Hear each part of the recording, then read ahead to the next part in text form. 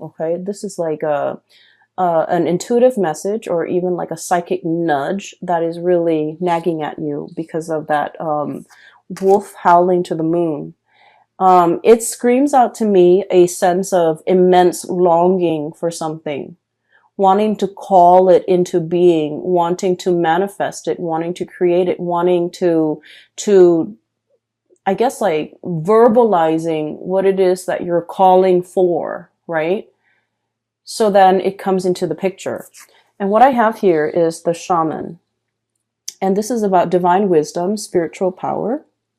This is looking at things from a bird's eye view with a higher vantage point so that you can see how all the parts fit together to form a whole. Seeing how things are very interrelated and interconnected so that one decision made will have ripple effects to create, I guess, like a disturbance, or even to affect something that is further afield. And so I feel like you come into this holistic understanding about actions and consequences, about how every decision is not made in a vacuum. Something that we do, a few years ago in this part of the world could have long-reaching consequences in another part of the world in the present time. So it's almost like being spiritually mindful about the energies that we send out into the universe so that we don't affect things in a negative way. Being responsible and being resourceful and understanding that, energies, resources are very finite. And so we don't take more than we need. We don't deprive other people of limited resources if we're just, scrambling for resources to hoard and to hog. Okay, so I feel like you're coming into this really enlightened state of being where you're starting to understand cause and effect, actions and consequences. And it's not just, whatever is exist in your linear time. I feel like you're trying to understand how actions and consequences can reverberate through time. And when I'm looking at this, I also feel like, this sense of immense wisdom that is coming into your life. I feel almost like there is a situation that you're longing for. You might be clinging to, you might be thinking about the next step. You might be contemplating what is going to be made available to you, what is coming through. And I can assure you, the last two cards are about outcomes, are about, we start the beginning of the month here and eventually we want to end here. And so where you are right now and where you want to be, we want to look at all the energies that are kind of like affecting, hindering, or helping your progress to get you where you need to be. Okay. And so what I have here is the 10 of acorns. This is the 10 of wands. And then I have the star. And the star card signifies, it's wish fulfillment, okay? It's being able to achieve whatever it is that we desire. And when it's paired up with this 10 of acorns, 10 of wands, the acorn energy is the wands in this deck.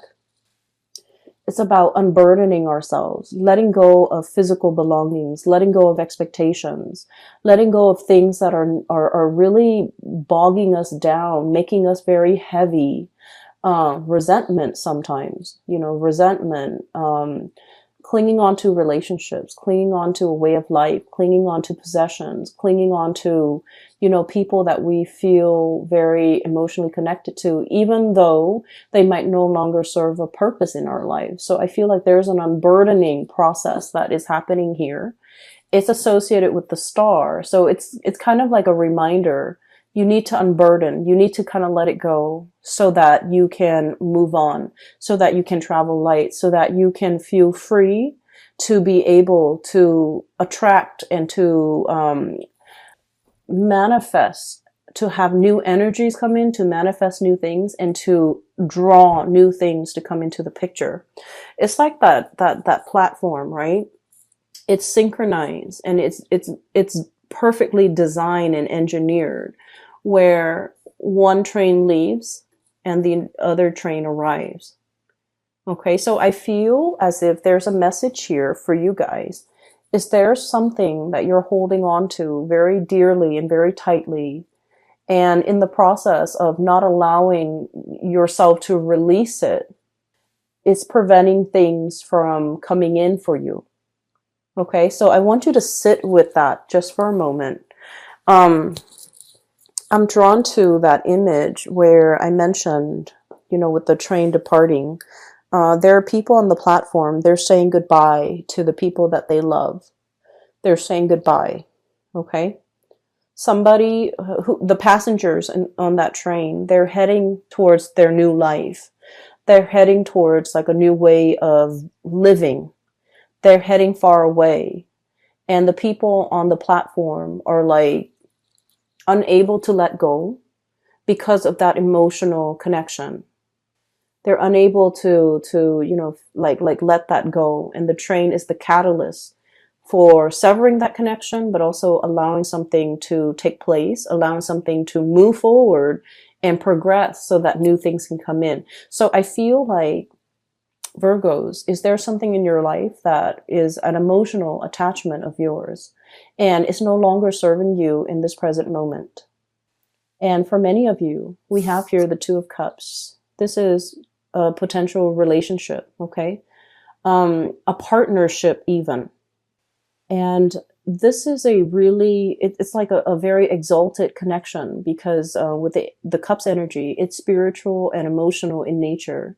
It's mutual support, it's love, and it's friendship built on mutual respect. And what I feel is happening here is, for many of you, you started out as the lone wolf, right? And life can feel very, very lonely, right? You're naturally, you guys are a very shy sign. Like typically, you don't want to be the center of attention. You're not like the wisecracking, the busybody, the one that needs to be in the limelight. That's not you. And I feel like, you go through your life as this lone wolf, and you've transformed. You've met like a group of people that you are really emotionally tied to. It could be a work environment. It could be someone who's very dependent on you. It could be like a mutual situation where it's not toxic or unhealthy, but it's sort of like a really strong emotional connection. And you're unable to change your way of life to, move out of your location, to get a new job, to get a promotion, to progress, to want more. It's something that could potentially take up a lot of your time and energy and resources. And it's disallowing you from having that finite resource to devote to yourself. And so we are seeing this shedding of the lone wolf energy because you're in a partnership or you're in a situation that is demanding a lot more of your time, and you're preoccupied with it. You go to work and that's the first thing you experience in the day. You go to sleep at night and that's the last thing you think about. So I feel like it is really energetically pulling you. And I also feel like it's there's a lot of warmth. There's a lot of, I feel like it's a really good connection. But then I also feel like it's preventing more things from coming in for you. Okay, it doesn't mean that this is somebody that's consciously making a decision to block your blessings. I don't feel that it's that way, but I feel energetically it's a little bit of a burden on an energetic level because energy is very finite. It's not unlimited, right? We can only devote certain amount of energy to certain things, and we can devote a certain amount of thoughts to certain things. And so you want to be focused with your goals, your plans, your actions as an individual so that you can, bring things closer to you that you really want. So I feel like there's something here about how being as a unit, as a couple, as a unit, as a partner in a partnership, it brings about a lot of blessings, but I feel like something has also run its course where the obvious decision is to kind of walk away from it. Okay. And I feel that I'm seeing, I'm seeing a like a female wolf. Okay, she might be pregnant, and or she might have given birth, because I'm seeing like the young ones in a cave. Okay, in the crevice of a tree in a cave, and then she's outside scouting and looking for food. So I feel as if somebody is going out scouting, somebody is venturing out into the world. They're exiting a place of safety. They're going out into the world to go scouting, to scope out the environment, to see what life has to offer, to see what else is available. And then I'm feeling somebody is like drawing them back in, like, no, don't do that. Don't leave me. Don't go there. Don't, so I'm getting here. Somebody is afraid that you're going to leave. Somebody is afraid. And I feel like the energies, of course, can be switched, because on the flip side of being the lone wolf is, being very connected. You might have an emotional connection to somebody, and you're afraid that they're venturing out and not coming back. You're afraid that troubles and dangers will befall them. You're afraid that they might be, I want to say, like, lured away from the cave, lured away from their path back to you. So I feel like there's a situation here where somebody is thriving better with independence, and the other person is disallowing that independence. Okay? So it's like, when somebody's old enough, they need to fly the nest. And if you're in a position where you can guide them so that you can steer them away from danger, you want to do that rather than holding them back, rather than not letting them develop to their full potential. So I definitely feel like there's a situation here. It's done out of love. It's done out of that sense of safety and protection, but it can feel a little bit like we're overreaching or overstepping our boundaries, or we're not really doing the other person a favor, because they need to venture out and kind of like experience life on their own. So I want you to look at this combination, okay? This is like, I gotta go out. I gotta find food. I have to go scope out the territory. I have to figure out, where the food source is. So it's kind of like an anteater. And this is an armadillo reaching out his hand, almost like, no, don't go. His or her hand. No, don't go. Don't leave me here. I'm kind of stuck here. This is thorny. I don't want to be here. And, it's like, if you're going to go, please come back. Okay, so I feel like it's a tearjerker. It's like the tearful goodbyes. But with the train, one train is departing, the other one is arriving. Everything is very cyclical. It's going to come full circle, right? So that basically means that they're going to go off and do their own thing. And then one day they're going to come back around. So they have to leave first for them to return. And so I feel like this is really telling you to allow things and situations to change, to understand that, we have to let something go. If we love something, we have to let it go. We have to let the other person go to find their own life's calling.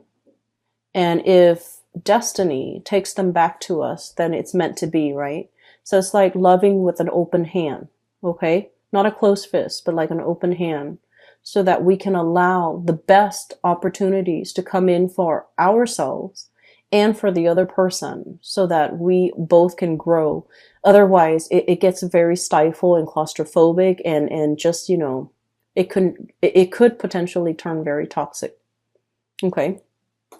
I feel for many of you, you might be dealing with somebody who might have had their fair share of abandonment issues.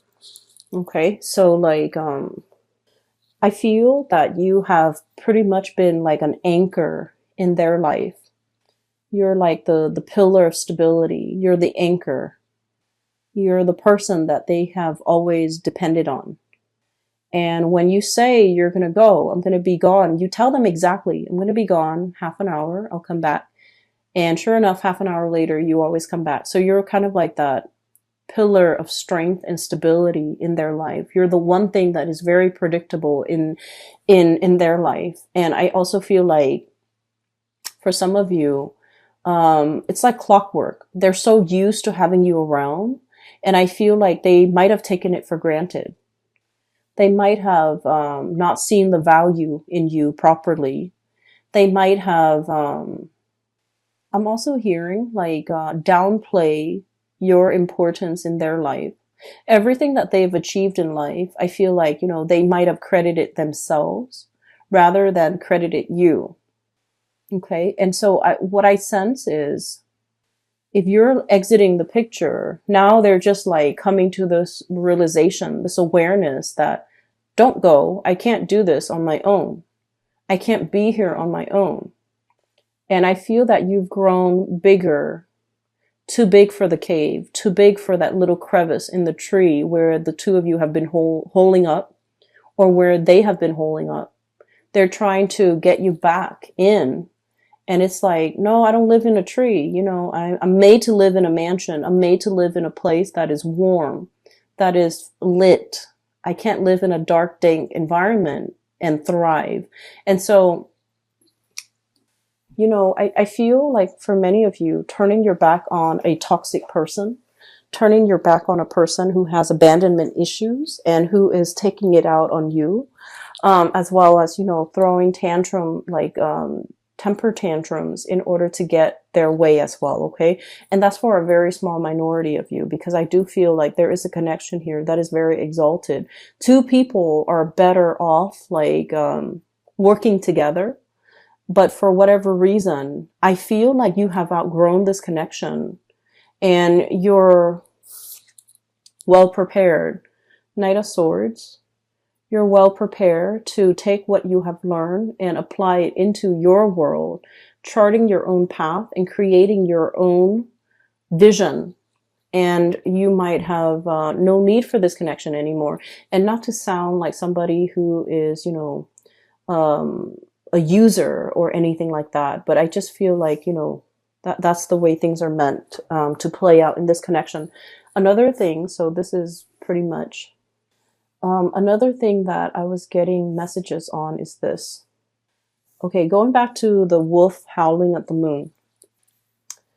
I feel like for Virgo people, okay, and I'm sensing like the way that it's playing out in this spread. We have the world here, and this is like the world is your oyster. There are so many possibilities, okay, and you're the whale here. You're capable of moving into deep waters. You're capable of seeing all the things, all the sea creatures that are lying beneath, okay? Whales also come back for air, and they blow water out of their, the spout, or I guess the blowhole. And they surface for air. And every time they surface for air, they do that splash that is really, it's an amazing sight. Right? So I feel like you are capable of surviving on the surface as well as underwater. And what I mean by this is I feel like there's somebody who only exists in one realm. They have trouble connecting. They have trouble relating. They have a lot of trouble sympathizing, understanding, and seeing the whole picture. But I feel like you are a creature of both world where you're able to make sense of things. You're able to see the big picture, like I mentioned before. And so life for you is a series of exploration. Okay. Virgo is still, it's still a fairly, young earth sign. It's still a fairly young earth sign. And so it's asking you to embody this playful energy in the spirit of newness, in the spirit of exploration. For many of you, it can seem very scary, right? It can seem really scary to dive deep into deep waters where you might not be able to breathe, where you might not be able to see, where there could be, dangers that you can't really foresee and escape from. However, you're the whale, you're big, okay? And so little critters are not going to mess with you pretty much. And so I feel like your persona is really big. Your capabilities are very big. And that means in any situation that you find yourself in, you're going to be able to get out of it intact. And in every work environment, let's just use that as an analogy because I feel like you can understand me better. Um, in every work environment, no matter what tasks your superiors give you, you learn it, you do it well, and then soon you become an expert, right?